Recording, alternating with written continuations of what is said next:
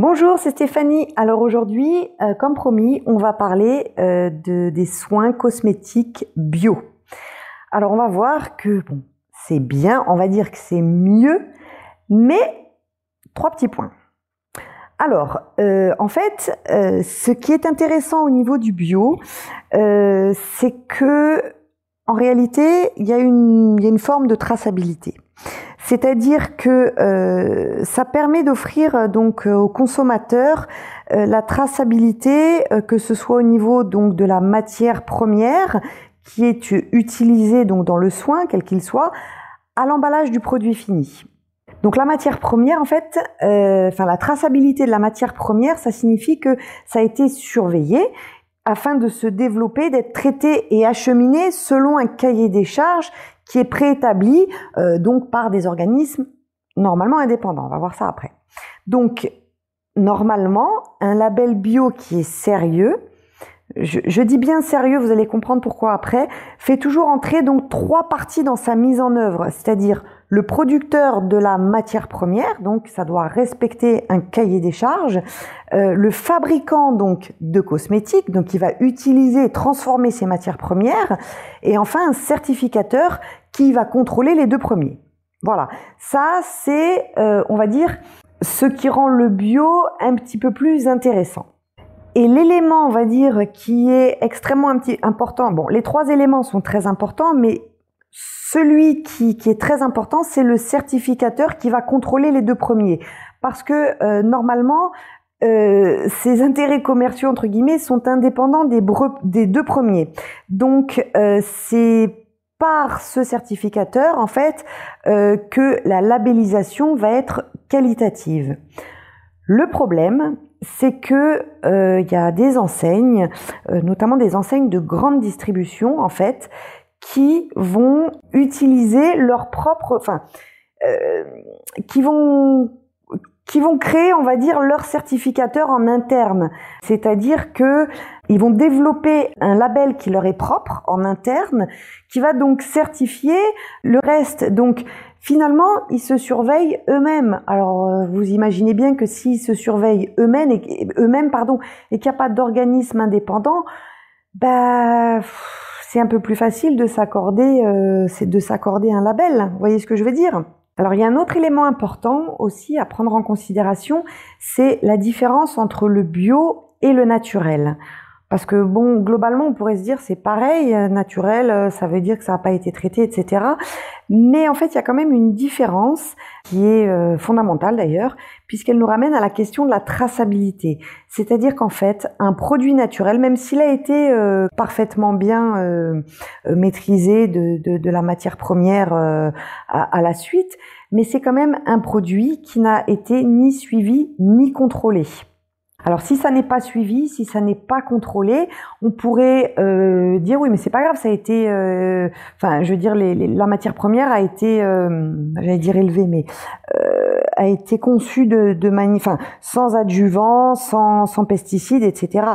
Oui, ok, mais s'il y a quand même pas un organisme qui va, parce que les pesticides, pardon, j'ai du mal.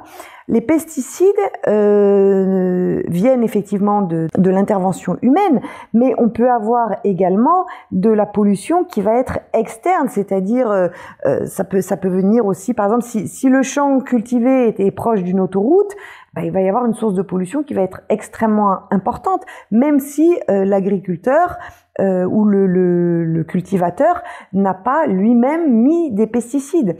Donc c'est pour ça que quelque part, certificateur, en contrôlant, on va dire, la matière première, permet de certifier quand même qu'elle est dépourvue au maximum de substances nocives, toxiques, etc.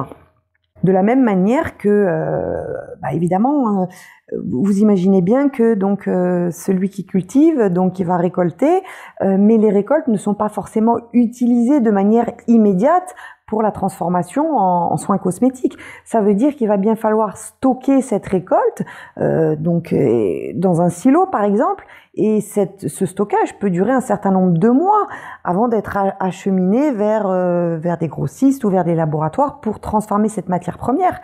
Et donc qui dit stockage dit évidemment que il faut préserver cette matière première, et pour la préserver, malheureusement parfois il y a aussi une utilisation de pesticides pour éviter tout simplement les nuisibles, pour éviter que la récolte en fait elle soit abîmée ou détruite.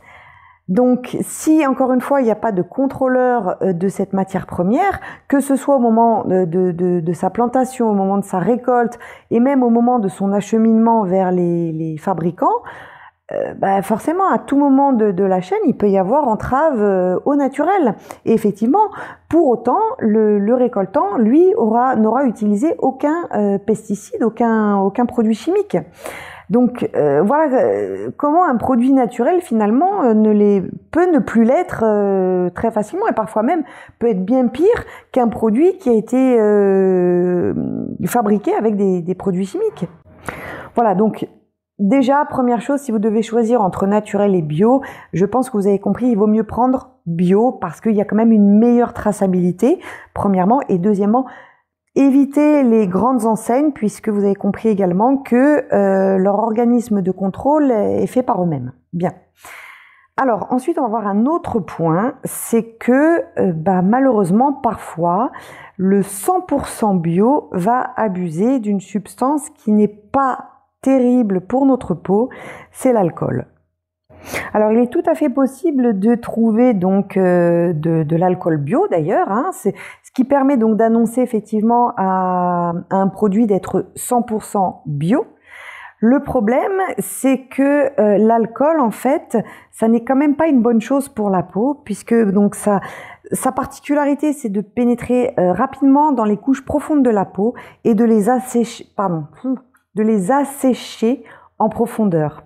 Donc malheureusement, si vous mettez une crème hydratante qui est censée donc hydrater votre peau, mais qui contient de l'alcool, au final vous allez l'assécher en profondeur. Donc encore une fois, le but de votre crème va à l'encontre, je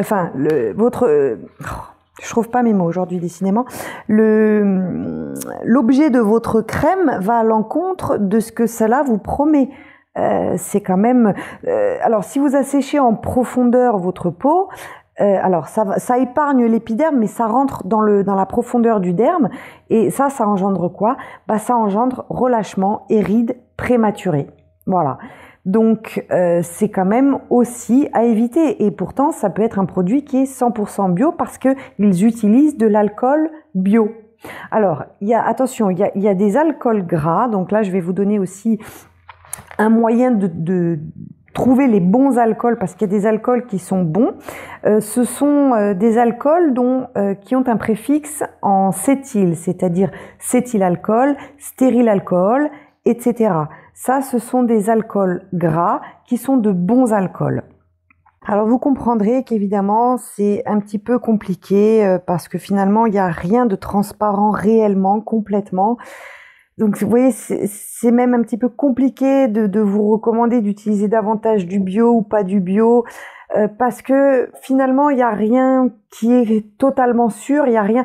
Et je vous rappelle qu'en fait, pourquoi c'est important, parce que ce que vous mettez sur votre peau, s'il y a des toxiques, ça pénètre dans votre organisme et vous encrassez progressivement et quotidiennement surtout votre organisme.